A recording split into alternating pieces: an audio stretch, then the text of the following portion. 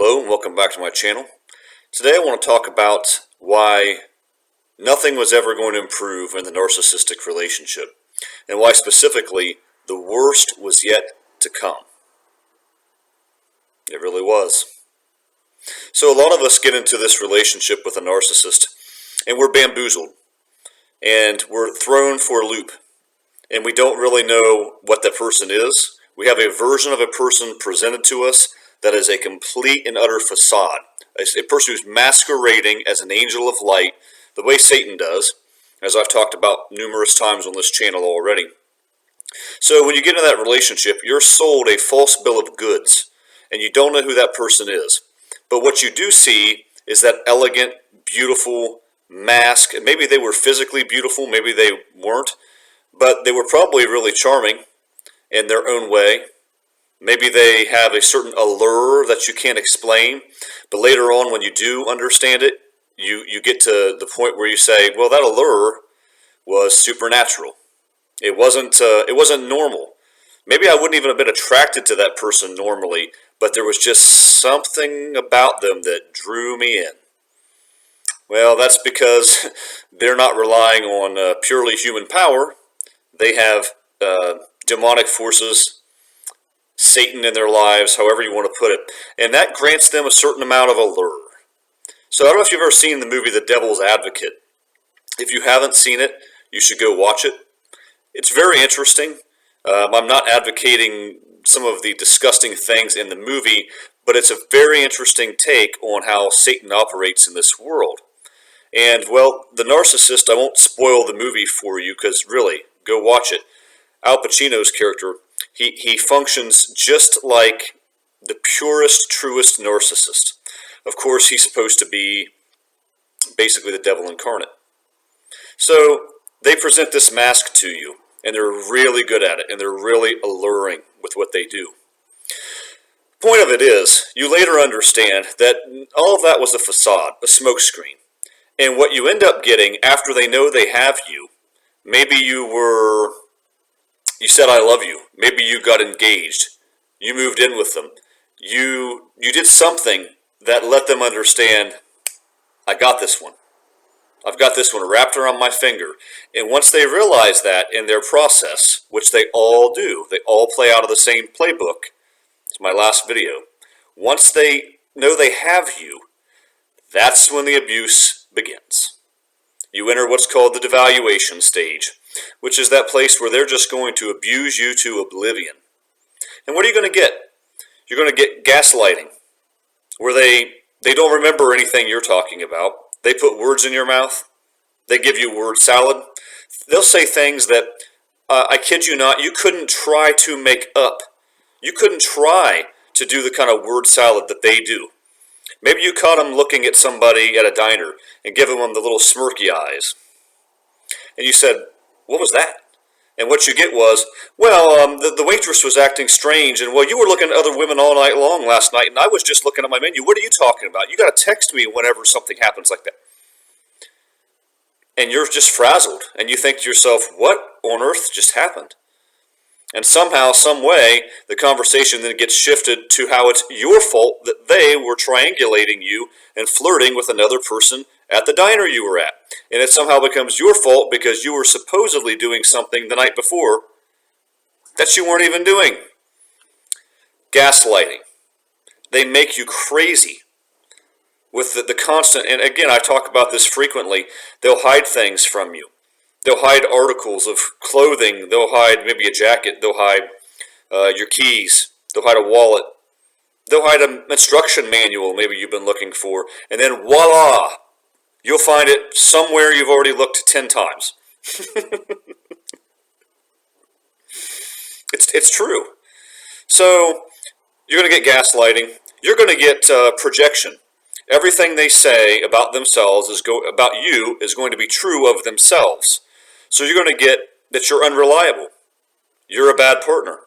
You're not all in. You're not a good cook. You're a bad driver. You look at other people. You are too friendly with other people. You have deep-seated issues. You're deeply disturbed. You have darkness in you. on and on and on and on. And every single thing that they say about themselves, about you, is going to be true of themselves.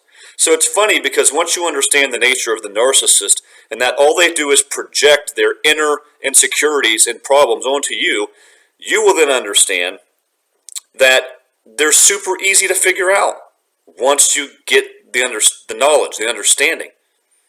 Because you'll come to terms with the fact that almost every negative thing they say about anyone else, they are speaking about themselves. And it's like clockwork. It's so easy once you figure it out.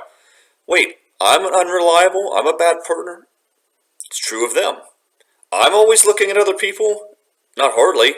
They are. They went through my phone because they didn't trust me. Wait, they didn't trust themselves because they were doing something they shouldn't be doing. It's just the constant projection of the narcissist.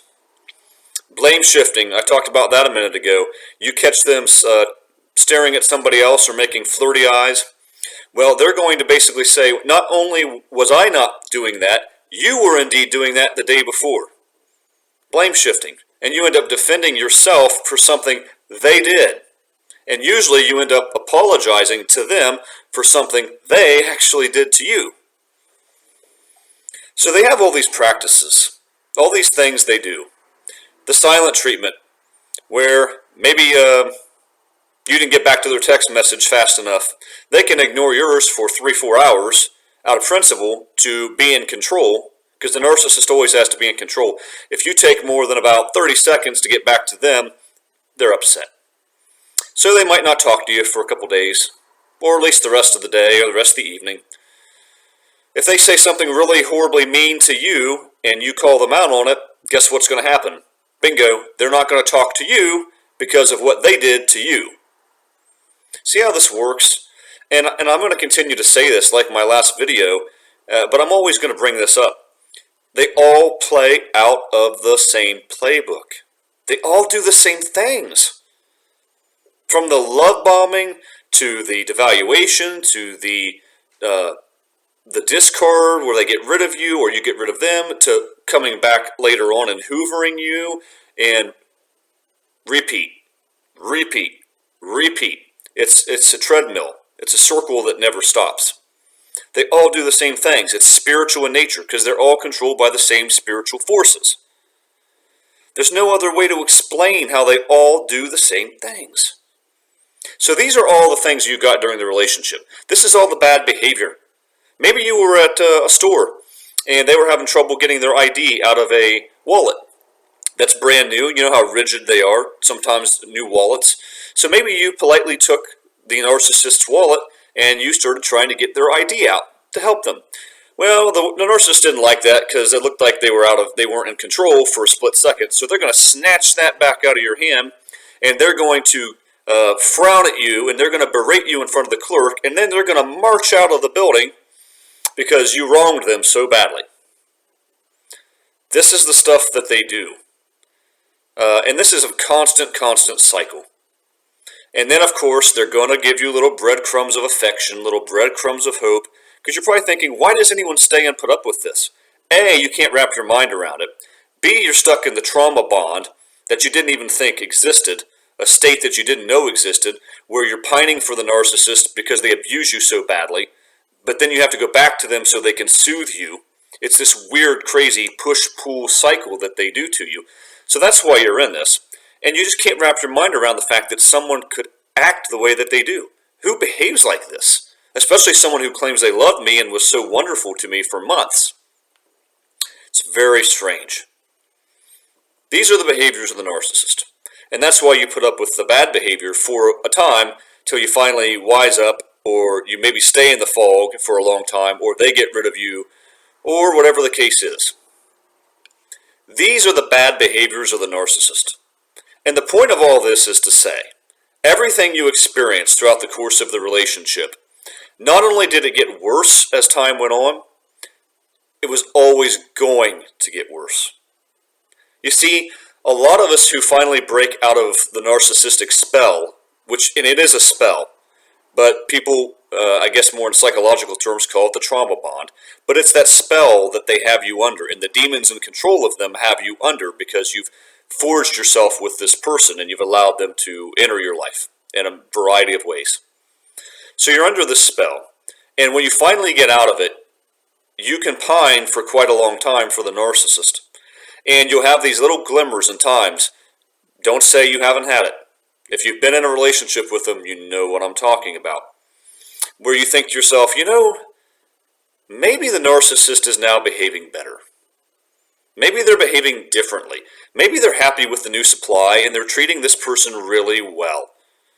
Maybe they've turned over a new leaf.